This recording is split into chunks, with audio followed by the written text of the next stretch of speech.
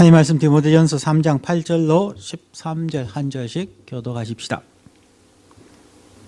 이와 같이 집사들도 단정하고 일구이언을 하지 아니하고 술에 임박이지 아니하고 더러운 일을 탐하지 아니하고 깨끗한 양심의 믿음의 비밀을 가진 자라야 할지니 이에 이 사람들 먼저 시험하여 보고 그 후에 책망할 것이 없으면 집사의 직분을 하게 할 것이요 여자들도 이와 같이 단정하고 참소하지 말며 절제하며 모든 일에 충성된 자라야 할지니라. 집사들은 한 아내의 남편이 되어 자녀와 자기 집을 잘 다스리는 자일지니 집사의 직분을 잘한 자들은 아름다운 지위와 그리스도 예수 안에 있는 믿음에 큰 담력을 얻느니라. 디모데전서 3장 1절부터 7절까지에서는 감독에 대하여 혹은 장로에 대하여 우리가 그때 살펴보았습니다. 교회 기본적으로 이렇게 장로와 집사의 두 직분이 있습니다. 장로에 대한 부분은 사람을 상담하고 그들의 영적인 케어를 하는 분이기 때문에 더욱 깊은 영성과 온유한 마음들이 있는 분이어야 합니다. 그래서 지난번에 소개할 때에 버지니아의 정신병원에 입원했었던 닥터 피치 아담스에 대한 이야기를 해드린 적이 있습니다. 의사이지만 거기에 있는 어린 아이들, 암병동에 있는 아이들에게까지도 정말 낮아져서 그들의 친구가 되어주고 그들에게 늘 도와주는, 정말 약으로만 처방하는 것이 아니라 인간을 인간으로 대해주는 그러한 모습을 통해서 어떻게 아이들이 회복되어지는가를 이야기합니다. 그리고 난 후에 한 3주 전에 다시 닥터 피치 아담스가 작년에 강연을 한 것을 제가 유튜브에서 다시 보았습니다. 연세가 70이 넘으신 분이 여전히 광대적인 복장을 하고 의사들 앞에서 강연을 하는 모습을 보았는데 그분이 그렇게 이야기합니다. 자기 병원에 오는 사람들은 어떠한 정신병이 있는 사람이라 할지라도 절대로 약을 쓰지 않는다라고 얘기하였습니다. 자연으로 돌아와서 서로 어울리고 웃고 즐기고 인간과 인간으로서 사랑하고 섬겨가면은 모든 정신병은 낫는다라고 자기는 믿기 때문에 그렇게 약을 쓰지 않습니다라고 의사들 앞에서 강연을 하는 것을 몇 주 전에 본 적이 있습니다. 사람을 대하는 것, 하나님의 형상대로 지음받은 사람을 하나님 대하듯이, 죽게 하듯이 대하는 것이 장로의 직분입니다. 그 다음에 오늘 하게 되는 3장 8절부터 13절까지에서는 집사의 직분에 대해서 설명을 합니다. 우리의 일반적인 개념은 마치 교회 안에서도 계급이 되는 것처럼 서리 집사, 안수 집사, 장로 이렇게 계급화시키는 경향이 있지만 성경적으로 그렇지 아니하고 우리 개혁주의 교회에서도 그렇게 하지는 않습니다. 하나님께 주신 은사에 따라서 각각 다르게 사역할 뿐입니다. 그러면 집사의 직분, 그리고 거기에 합당한 사람들의 자격, 요건이 무엇인가 하는 것을 알기 위해서는 왜 집사가 생겼으며 집사의 역할이 무엇인가를 먼저 생각하고 난 후에 거기에 맞는 사람을 구하여야 할 것입니다. 영어에서 디아코니아라고 하는 단어는 원래 의미에서는 중세 로마나 혹은 나폴리 근처의 지역에서 교회 인근에 가난하고 어려운 사람들을 돕기 위하여서 조그만한 별채와 같은 건물을 지어 놓은 것을 디아코니아라고 이야기합니다.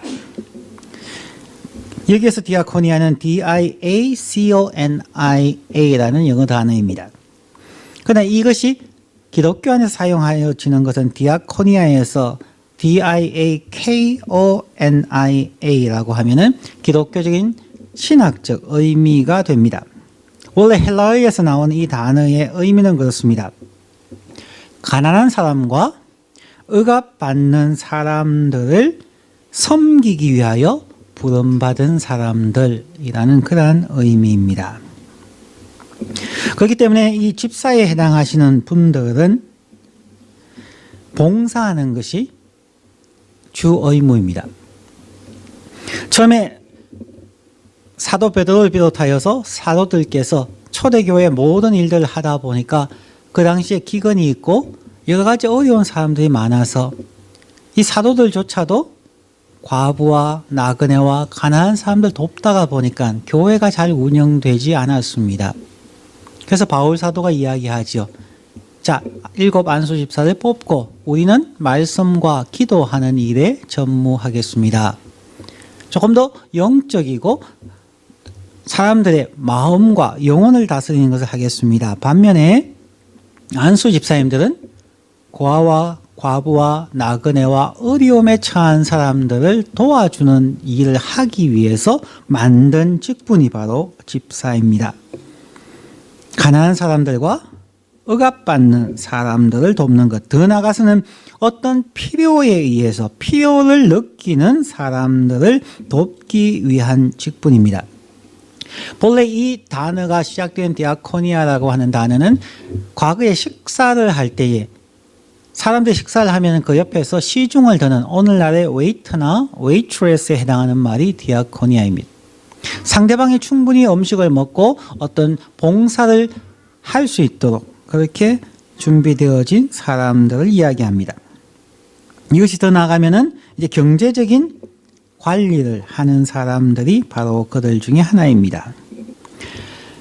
자, 이런 집사의 직분이 어떻게 생겼는가를 알고 나면은 우리는 어떤 사람을 집사로 뽑아야 할 것인가 하는 것을 우리가 알 수 있게 됩니다. 우선 장로든 집사이든 간에 어떤 사람을 뽑아야 하는가? 우리가 생각하기에 세상에서 가장 어려운 일이 무엇이라고 생각을 하십니까? 생텍쥐베리가 쓰는 어린 왕자 중에서 이런 대화가 나옵니다. 세상에서 가장 어려운 일이 뭔지 아니? 글쎄요. 돈 버는 일? 밥 먹는 일? 그때 대답합니다. 세상에서 가장 어려운 일은 사람이 사람의 마음을 얻는 일이란다.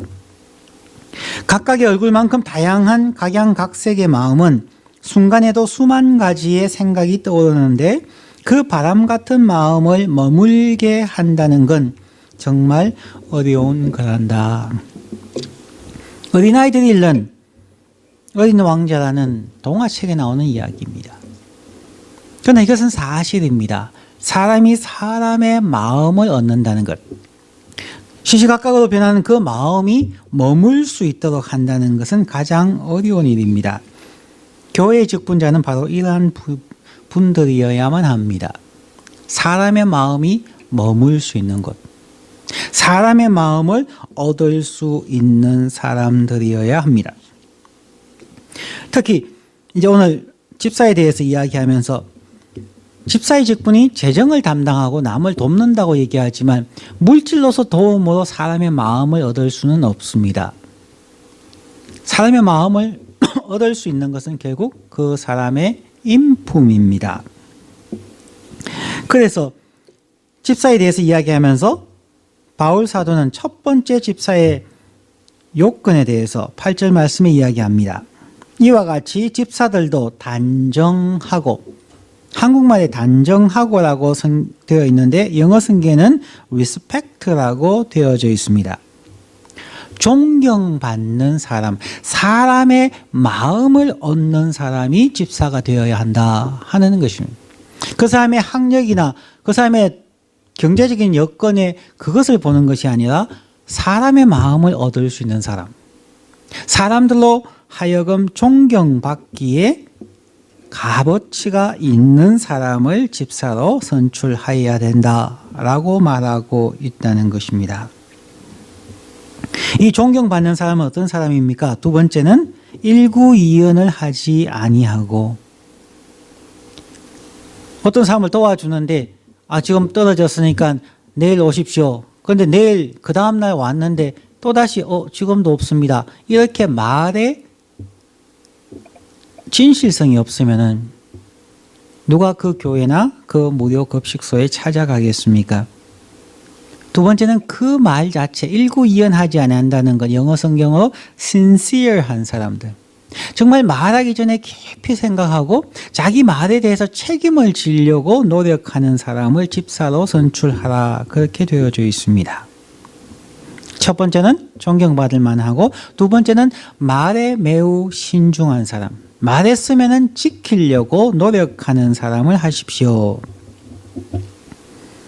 세 번째는 술에 임박이지 아니하고, 술 잘 먹는 사람 치고 나쁜 사람 없다 그럽니다. 성품들이 얼마나 좋은지 모릅니다. 성품들이 좋다 보면 인정에 이끌리기 쉽고요, 질서를 잡지 못하는 경우가 참 많이 있습니다. 즉 자기의 책무를 잘 할 수 있는 사람으로 얘기할 수도 있겠습니다. 술을 먹지 않는다는 것이 아니라 술에 임박이지 아니하는 사람이라고 영어 성경은 이야기하고 있습니다. 즉 너무 많은 술에 빠지지 않는 사람. 네 번째는 더러운 일을 탐하지 아니하고, dishonest gain, 정직하지 않은 이득을 구하지 아니하고. 왜냐하면 수많은 재정을 관리하고 나누어 주는 역할을 하기 때문에, 사람이기 때문에 견물생심이라고 뭔가를 보면은 그것을 취하고자 하는 마음이 생길 수가 있게 됩니다. 그러다 보면 이제 뒤로 빠지기도 하지요. 관공서나 정부기관이나 회사에서 격리를 책임하는 사람들 중에서 한 번씩 이렇게 돈을 빼돌려서 뉴스에 나오는 경우도 많이 있지 않습니까?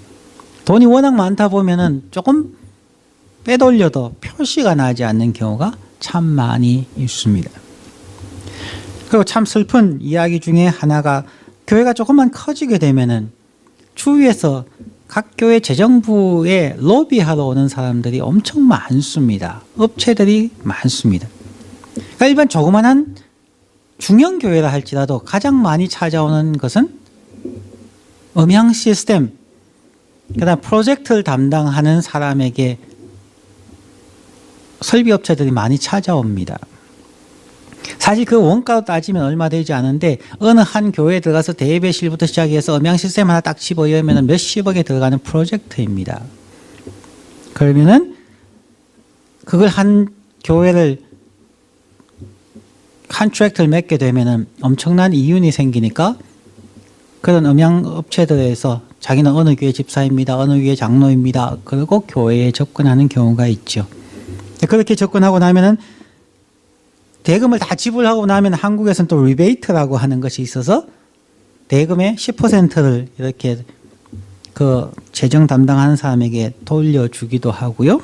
그것이 개인 주머니로 들어가는 경우도 많습니다. 물론 그 가운데는 목회자들에게, 담임 목사들에게까지 그러한 유혹이 들어오는 경우가 많다는 얘기를 듣습니다. 돈이 돌아다니다 보면은, 그것을 보면은 사람들이 그러한 욕구가, 견물생심에 의한 잘못된 이익을 탐하게 되는 경우가 있기 때문에 그렇습니다. 초대교회에서도 그래서 이익을 탐하는 자, 자기의 유익을 구하여서 경제적인 이득을 구하는 사람이라면, 그런 전과가 있는 사람이라면 교회에 집사를 주어서는 아니 된다라고 얘기하는 것입니다. 이렇게 네 가지만 바라보아도 우리가 교회 직분자를 뽑을 때 참 많은 고민을 해야 합니다. 그냥 내가 저 사람을 아니까 찍어줘야지 라고 해서는 안 된다는 것입니다. 정말 존경받을 만한 사람인가? 교회 안에서뿐만 아니라 교회 밖에서까지. 장로의 직분에 할 때 우리가 했지만은 외인들에게, 즉 교회 밖에 있는 사람들에게까지도 존경받는 사람이어야만 합니다. 그 사람이 교회 안에서 아무리 신앙이 좋고 신학 박사를 가졌다 할지라도, 성령에 충만한 사람이라 할지라도 교회 밖에 있는 사람들에게 인정받지 못한다면 장로의 자격이 없다는 것입니다. 집사도 거기에 준한다 할 수 있습니다. 존경받기에 상당한 사람들이어야 하고 말을 할 때 정말 신중하게 헛된 말을 하지 아니하고 말했으면 지키고자 하는 신실함이 있고 술에 임박이지 아니하며 더러운 일을 취하지 아니하며 자기의 개인 비즈니스나 일반의 삶 속에서도 잘못된 영리 목적을 하는 사람은 교회의 집사에 선출되어서는 안 된다 하는 그런 말입니다. 그 다음 9절 말씀에 가면은 두 가지가 더 나옵니다. 어쩌면 모든 것을 포함하고 있다고 얘기할 수 있습니다. 한글 성경에는 깨끗한 양심의 믿음의 비밀을 가진 자라야 할지니 영어 성경에는 They must keep hold of the deep truth of the faith with a clear conscience. 가장 중요한 것은 깊은 믿음의 진실을 가지고 있는 자, 믿음의 비밀을 가진 자입니다. 그런데 믿음의 비밀을 가지고 있는데 그냥 믿음의 비밀이 아니라 양심, 깨끗한 양심을 가져야 한다는 것입니다. 이 두 가지가 앞에 나오는 네 가지를 모두 설명한다고 하겠습니다. 믿음의 비밀이라고 하는 것은 하나님과의 관계입니다. 하나님과의 관계에서 하나님의 말씀, 진리에 깊은 뿌리를 두고 하나님을 진실되게 마음과 뜻과 정성을 다하여 사랑할 수 있는 마음과 지식을 가진 것이 바로 믿음의 비밀이고 거기에 덧붙여서 깨끗한 양심은 수평적인 관계라고 하겠습니다. 세상 사람들로 하여금 교회는 상식이 없다, 양심이 없다라는 그런 얘기들을 많이 듣습니다. 양심은 교회 안이나 교회 밖이나 거의 통용되어질 수 있는 일반적인 것입니다. 저 교회의 직분자를 뽑을 때는 수직적인 관계에서 하나님 앞에 참으로 신실한 사람일 뿐만 아니라 수평적으로 사람들에게 존경받을 수 있고 사람들에게 영향력을 미칠 수 있는 그러한 사람을 뽑아야 한다 하는 그러한 내용입니다. 그럼 디모데전서 3장에서 1절부터 3절까지의 이러한 조건들을 바라보면서 교회의 모든 직분자들에게 심지어 목사님을 포함해서 목회자들을 포함해서 장로님들과 군사님들과 집사님들과 서리 집사님들 모두에게 해당하는 부분이라 하겠습니다. 어제 성경 공부 시간에서도 그 얘기를 제가 나눈 적이 있습니다만은 1991년에 제가 90년에 캘빈에서 공부할 때 91년에 서울대 의대 정신과 전문의로 계시다가 신학을 또 접목하시기 위해서 목사 되려는 마음은 전혀 없으셨고 정신과와 신학을 접목하기 위해서 공부하러 오신 분이 있습니다. 캘빈 신학교 학생들, 목사님들과 장로사님, 전사님들 가족들이 모여서 같이 예배도 보고 친교하는 시간에 그분을 강사로 초대해서 그분에게 정신의학에 대해서 우리가 강의를 들은 적이 있습니다. 그분이 하신 말씀이 너무나 충격적인 것, 많은 것 중에 한 가지만 지금 얘기하면 그렇습니다. 자기가 정신과 의사로서 대충 사람을 보면 그 사람의 표정이나 그 사람의 말투를 보면 그 사람의 심리가 어떤지를 다 알죠. 워낙 임상 경험도 많으신 분이니까요. 그런데 신학생 커뮤니티에서 이렇게 말씀하셨습니다. 자기가 지금까지 같이 교실에서 혹은 사적으로 이렇게 보아온 여러분들, 한국 캘빈 신학생 가족 여러분, 제가 정신과 의사의 입장에서 여러분을 바라보았을 때에 저 사람은 목사나 사모의 성품과 자격이 있다고 생각되는 분이 2명에서 3명밖에 없습니다. 수십 명이 앉아 있는데 여러분은 신앙적으로 뭐라고 할지 모르겠습니다만 제가 정신과 의사로서 여러분을 바라보았을 때에 목사나 사모를 했으면 좋겠다, 해도 되겠다고 생각하는 사람은 2명에서 3명밖에 없습니다. 엄청난 도전이었습니다.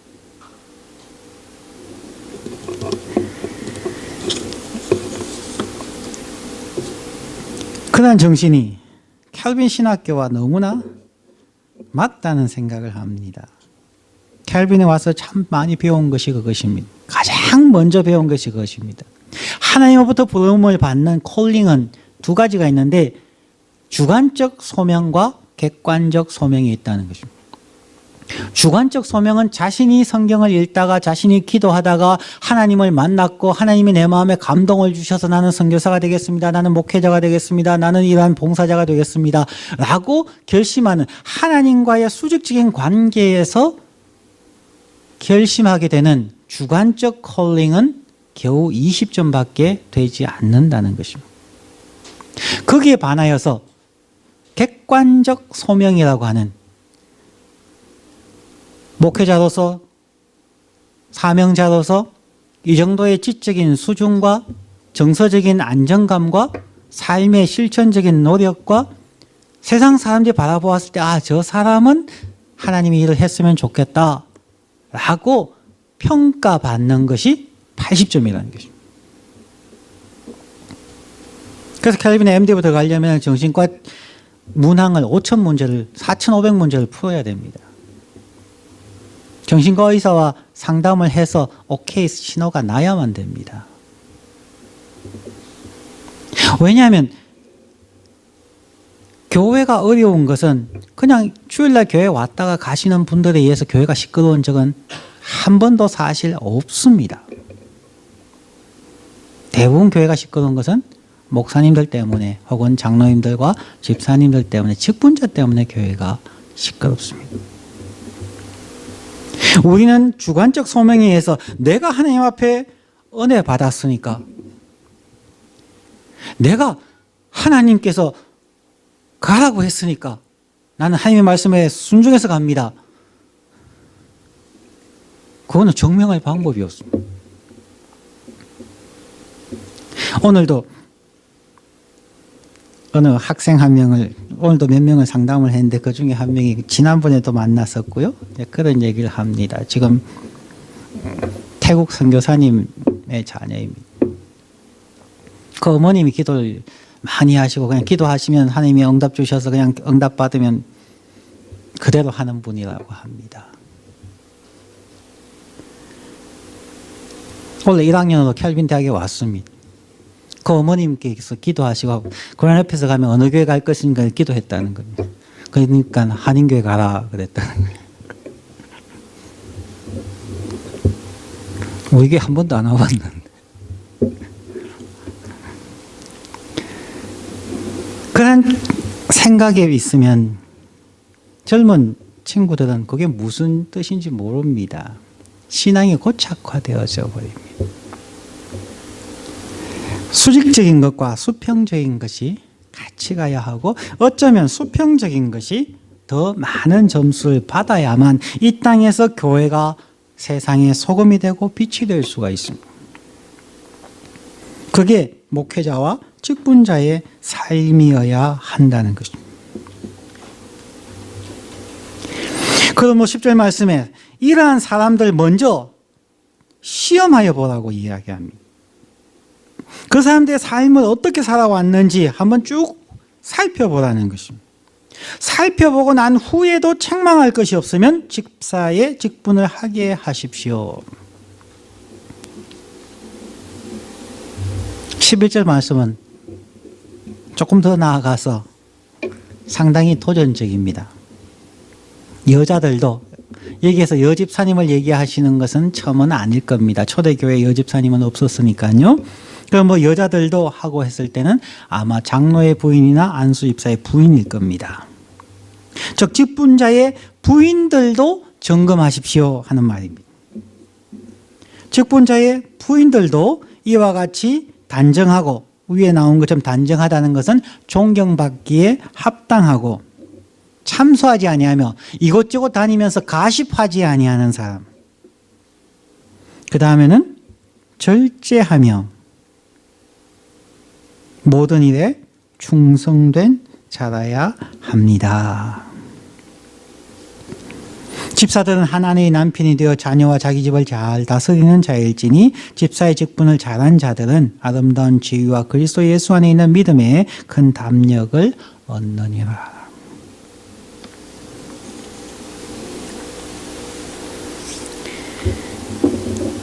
정리하면 그렇습니다. 2주에 걸쳐서 우리가 직분자에 대해서 살펴보았습니다.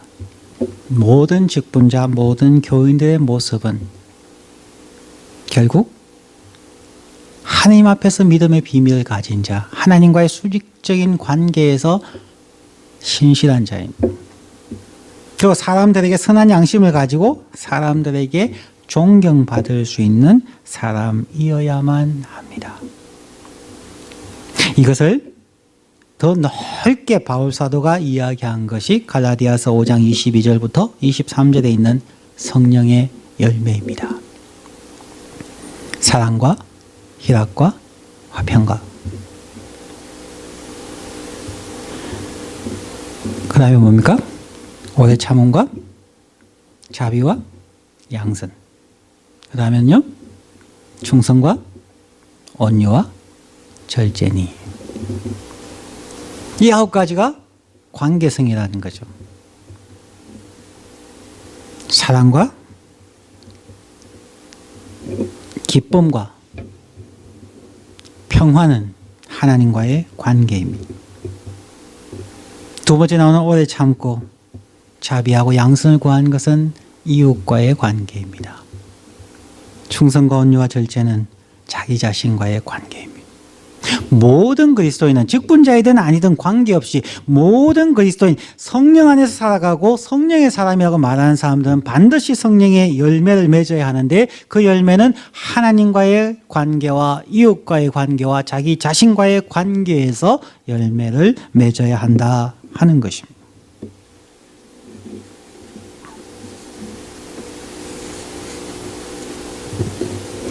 마지막으로 솔로라고 하시는 분, 솔로에 탐하지 않는 삶이라는 것을 쓴 김선미 씨의 이야기입니다. 산부인과 문을 걸어 나오는 순간 이제부터는 정말 좋은 음식을 골라 먹어야겠다는 생각이 절로 들었다. 그때 처음 알았다. 내가 먹는 음식이 아기의 피와 살과 뼈를 만드는구나. 아기의 몸을 만드는 세포는 음식으로부터 왔구나. 그리고 딸 둘을 모두 젖을 먹여 키우는 동안 확신하게 되었다. 나는 내가 먹는 음식이다. 이게 꼭 임산부만을 얘기한 것은 아닐 겁니다.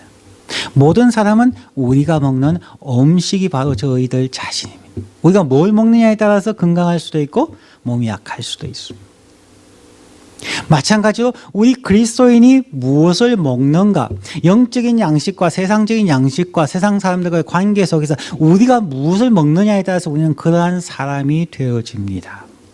그러면 우리 그리스도인들은 무엇을 보고 무엇을 생각하고 무엇을 먹는가를 굉장히 조심해야만 합니다.